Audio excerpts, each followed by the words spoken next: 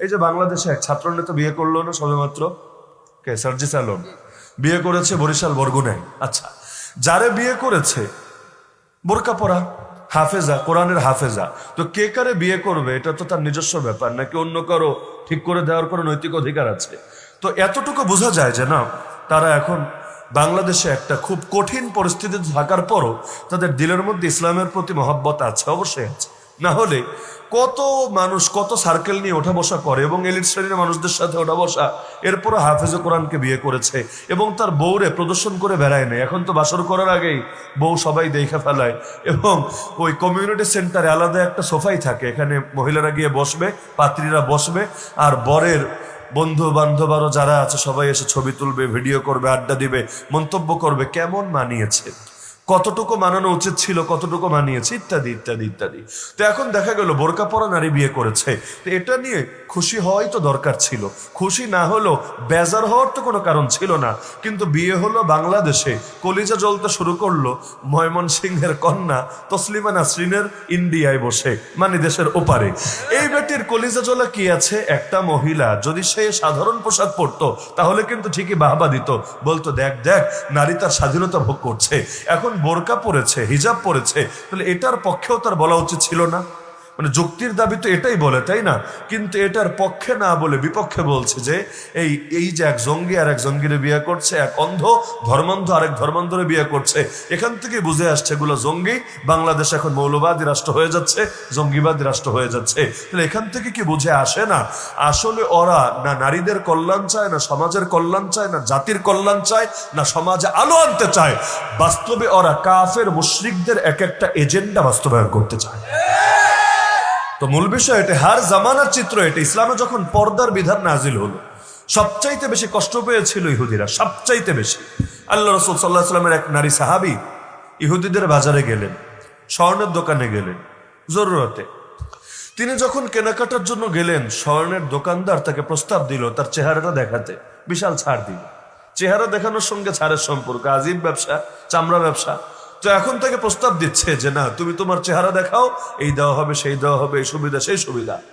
এতদিন পর্যন্ত তো দেখতো, যেহেতু পর্দার বিধান নাজিল হয়নি, হঠাৎ করে দিলে বড় জ্বালা, এখন তো আর দেখতে পারবে না। এই কষ্ট কই রাখবে, এই কষ্ট কিভাবে ভেতরে চেপে রাখবে? এখন সে ডাইরেক্ট অফার দিয়ে বসলো যে তুমি নিজের পর্দাকে উন্মোচিত করো। সেই নারী বলল প্রশ্নই আসে না। এবার ইহুদির মাথায় কুটবুদ্ধি আসলো। সে তার এক বন্ধুকে ইশারা দিল পেছন থেকে, সে এসে ওই নারীর কাপড়ের নিচের অংশ আর মাথা বাঁধা ছিল যেটা দিয়ে, ওটাকে নিচেরটার উপরেরটার সাথে গিট্টু দিয়ে বেঁধে দিল। তাহলে কি হবে? যখন উঠে দাঁড়াবে স্বাভাবিক, উপর থেকে টান লাগবে, নিচ থেকে কাপড়টা উঠে আসবে।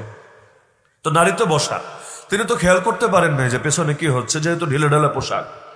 যখন কথাবার্তা শেষ করে তিনি উঠে দাঁড়িয়েছেন, সঙ্গে সঙ্গে পেছন থেকে টান পড়েছে এবং তার কাপড়টা উঠতে উঠতে তার নিচ দিক থেকে লজ্জাস্থান প্রকাশিত হয়ে গেছে।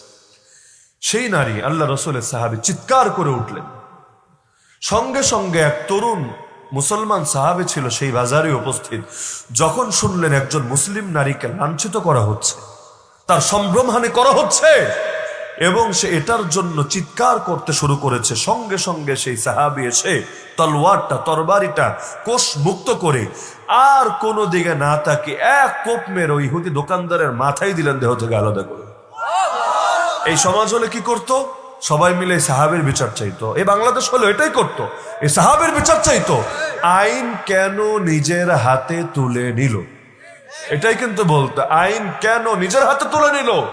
নারীর ইজ্জত যাবে এটা নিয়ে ওদের গরজ না, কিন্তু আইন কেন নিজের হাতে তুলে নিল এটা নিয়ে গরজ। এই বাংলাদেশে এখন যেমন পাবলিকে বিচার করে দিচ্ছে, জনতার মব শুরু হয়েছে। মব মানে কি? মানুষ যখন দেখে যে মামলা দিয়েও কাজ হয় না, আন্দোলন করেও কাজ হয় না, ওখানে গিয়ে মামাবাড়ির আবদারগুলো পূরণ হয়, খুব আরামেই থাকে, দুদিন পর আবার জামিনে বেরো হয়ে আসে, আবার অনেকে নিরাপত্তায় থেকে এরপর কেমনে কেমনে জানি ইন্ডিয়া চলে যায়, বিদেশ চলে যায়। এই 6 মাস ধরে দেখতে দেখতে দেখতে আস্থা নষ্ট হয়ে গেছে। কারণ আস্থা তো নষ্ট হবেই। মানুষের যদি চুন খেয়ে জিব্বা পরে পরে দই দেখলেও ভয় ভয় লাগে, স্বাভাবিক ব্যাপার। তো মানুষ কয়বার বোকা হবে, কয়বার ধোকা খাবে। অবশেষে এখন দেখেন বাংলাদেশে কি শুরু হয়েছে। এখন আর কষ্ট করে পুলিশের কাছেও নেয় না, অনেক সময় মামলাও দেয় না, অপরাধীরে পাইলে নিজেরাই ধৈরা বানায় দেয়। বাঙালির 1000 বছরে একটা সংস্কৃতি আছে, এটার নাম গণধোলাই। এটা বাঙালির 1000 বছরের সংস্কৃতি, একদিন দুদিনের না। এবং এইটার এমন এক শক্তি বা মানে অনেক ক্ষেত্রে, যেমন আল্লাহ নবীরে গালি দিলে অনেক ক্ষেত্রে বিচার হয় না। এই বাংলাদেশ দেখেছে নবীর শানে বেয়াদবি করার পর বিচার হয় নাই, এমন নজির এই দেশে আছে। এগুলোর ক্ষেত্রেও পাবলিক যখন সবাই মিলে গণধোলাই দেয়, কারে ধরবে, কারে মারবে, কারে কি করবে, তো দেখা যায় আইনের লোকেরাই যদি আইন রক্ষা না করে এবং বিচারাঙ্গনে যদি বিচার না মেলে, জনতা কিন্তু নিজের বিচার করার দায়িত্ব নিজের কাঁধেই নেয় তুলে। তো সেই সাহাবী উনি যদি ইহুদিদের কাছে গিয়ে এখন কান্নাকাটি করেন, ওদের সর্দারদেরকে বোঝান, স্বাভাবিক ব্যাপার যে এখানে তিনি কোনো বিচার পাবেন না। অতীতেও এই জাতীয় ক্ষেত্রে কোনো বিচার পান নাই ইহুদিদের থেকে, ন্যূনতম কোঅপারেশন সহযোগিতা পান নাই। কিন্তু এদিকে নারীর বেইজ্জতি হচ্ছে, তিনি কি চুপচাপ বসে থাকবেন? প্রশ্নই আসে না। জানের চাইতেও ইজ্জত বেশি দামি, জানের চাইতেও ইজ্জত বেশি দামি। এমনকি জান রক্ষার্থে, মাল রক্ষার্থে, ইজ্জত রক্ষার্থে কেউ যদি মারা যায়, হাদিসে তাকে শহীদ বলা হয়েছে। মান কুতিলা দুনা দামিহি ফাহুয়া শাহিদ ওয়া মান কুতিলা দুনা মালিহি ফাহুয়া শাহিদ। তাহলে এই যে নারীর ইজ্জত রক্ষার্থে তিনি কি করলেন, এক কোপ মেরে ওর মাথায় দিলেন দেহ থেকে আলাদা করে, এবার বাকিরা সবাই মিলে তারাই মেরে ফেললেন। আল্লাহ রসুলের কানে যখন আওয়াজ আসলো, নবী এটা বলেন নাই ঠিক আছে কাটাকাটি হয়ে গেছে, জানের বদলে জান, কাটাকাটি হয়েছে না।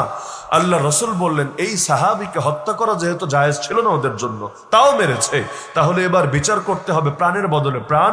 আর ইসলামের বিচার হলো একজন লোকের যদি 1000 জনে মিলেও মারে, যেই কয়জন মিলে মারবে প্রত্যেককে মৃত্যুদণ্ড দেওয়া হবে। একজন মারলো না 10 জন মারলো বিষয় না, যেই কয়জন খুনে শরিক থাকবে সবাইকে বিচার করতে হবে। এমনকি যারা তাকে সাপোর্ট করবে ওই সাপোর্টারদের জন্য আলাদা ধরনের সাজা বরাদ্দ থাকবে। এই যেমন বাংলাদেশে বিভিন্ন বাহিনী বিভিন্ন অপকর্ম করেছে, এখন তাদেরকে শুদ্ধ করার জন্য ইউনিফর্ম পাল্টানোর উদ্যোগ নেওয়া হচ্ছে, যে কালার জায়গায় ধলা দাও, ধলার জায়গায় পিঙ্ক কালার দাও, পিঙ্ক কালারের জায়গায় হলুদ হিমো বানায় দাও, এই করে দাও, সেই করে দাও, অদ্ভুত ব্যাপার। অথচ এগুলোর ক্ষেত্রে ইসলামের করণীয় হলো যাদের ব্যাপারে অপরাধ প্রমাণিত এদেরকে বিচারের আওতায় আনতে হবেই হবে। সে আইনের পোশাক পরেছে তাতে কি, ইসলামের দৃষ্টিতে সবাই সমান। রাজাও যদি খুন করে, রাজা দেশের বাদশাও যদি অন্যায়ভাবে খুন করে, বাদশার থেকেও বিচার আদায় করতে হবে। ইসলামে এই ক্ষেত্রে এই সমতা বিশ্বাস করে। এমনকি কেউ যদি এটা না মানে, ইসলাম তারে মুসলমানই মনে করতে রাজি নেই, এমনকি সে যদি এ কারণে ইসলাম ত্যাগ করার ঘোষণা দেয়, কোনো পরোয়া করা হয় না। ওমর রাদিয়াল্লাহু আনহু জামানে এক সর্দার তওয়াফ করছিল কাবা শরীফ, সে যেহেতু সর্দার আর এলিট লোকেরা সাধারণ মানুষদের সাথে উঠতে বসতে পারে না, এটা সবাই জানেন এবং বোঝেন। সে যখন তওয়াফ করছিল আর এক গরিব সাহাবীও তওয়াফ করছিল, হঠাৎ করে সেই গরিব সাহাবীর পা পড়ে গেল তার চাদরের উপরে, কারণ তওয়াফ করে ঢিলাঢালা পোশাক পরে, সেলাইহীন কাপড় পরে।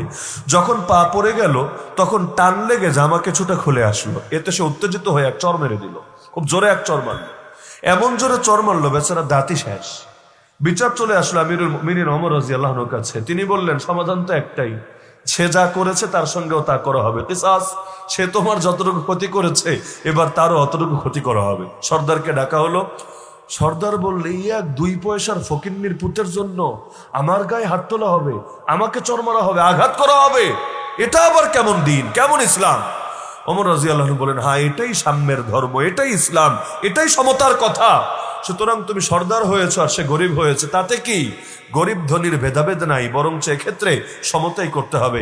নবীজি বলেন নাই মুহাম্মাদের কন্যা ফাতেমা যদি চুরি করে কোনো ছাড়াছাড়ি নাই, আমি নিজে তার হাত কেটে দেব।